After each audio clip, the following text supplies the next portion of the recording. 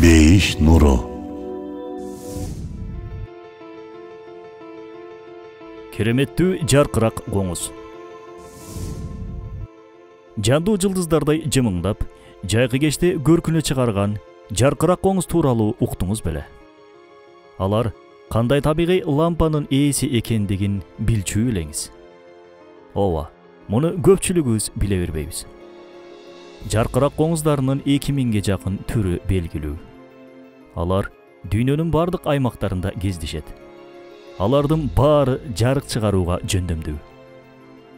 Көлөмү болсо 4 мм-ден 20 мм-ге чейин.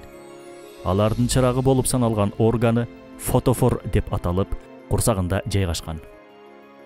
3 бөлүктөн турган бул органынын алдыңкы бөлүгү клеткаларынын цитоплазмасы микроскопикалык кристаллдардан тургандыктан жарыкты чагылдыруучу рефлектордун кызматын аткарат. Жогорку катмар болсо айнек сымал тунук болот. Ал эми жарыкты бөлүп чыгаруучу фотогендик клеткалар ортоңку бөлүгүндө жайгашкан. Башкача айтканда, кадимки кол чырактын түзүлүшүндөй. Так ушул жерде жаркырак коңуздун жашоосу үчүн эң керектүү 2 химиялык зат иштелип чыгат. Алар люциферин жана люцифераза. Жаркырак коңуздарынын дем алышы менен бул 2 зат кычкылтек менен аралашат. Башкача айтканда, реакцияга кирет. Натыйжада жарык бөлүнүп чыгат.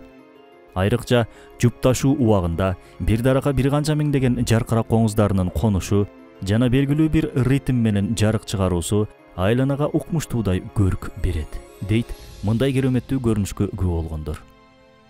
Ал гана эмес, европалыктар убагында тунук идиштерин жаркырак коңуздар менен толтуруп, үйлөрүн кооздоп, жарык кылууда колдонушкан. Бул жандыктын пайдалуу аракет коэффициенти өтө жогору. Кадимки электр лампаларында энергиянын 5-10% гана жарыкка кетет. А калган энергия болсо жылуулук энергиясына айланып кетет. Жаркырак коңуздарынын энергиясынын 87-95% жарыкка айланат. Заманбап технологиялардын жардамы менен да эч бир инженер учурда мынчалык деңгээлдеги натыйжага жетише элек. Эң кызыгы, бул жандыктардын личинкалары, куурчакчалары, ал гана эмес жумурткалары да аз-аздан жарык чыгарууга жөндөмдүү. Мындай жандуу мини электростанциялар өздөрүнөн чыккан жарыкты азайтып, көбөйтүп, же тыным менен чыгара алганына карабай, организминде кандай зат алмашуулар, реакциялар болуп жатканынан өздөрүнүн кабары жок. Ушул жерден суроо туулат. Бул кереметтүү жаратыкты ким жаратты? Ким ага мындай жөндөмдү берди? Ким үйрөттү? Жоопту Ыйык Курандын Хижр сүрөсүнүн 86-аяты берет. Албетте, сенин Раббиң ал гана бүткүл нерсени эң мыкты жаратуучу жана бүткүл нерсени билүүчү. Ооба, Аллахтын чеберчилиги, акылмандуулугу чексиз жана шексиз.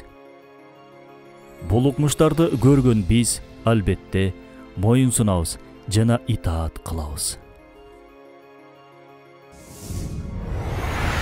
Бейиш нуру.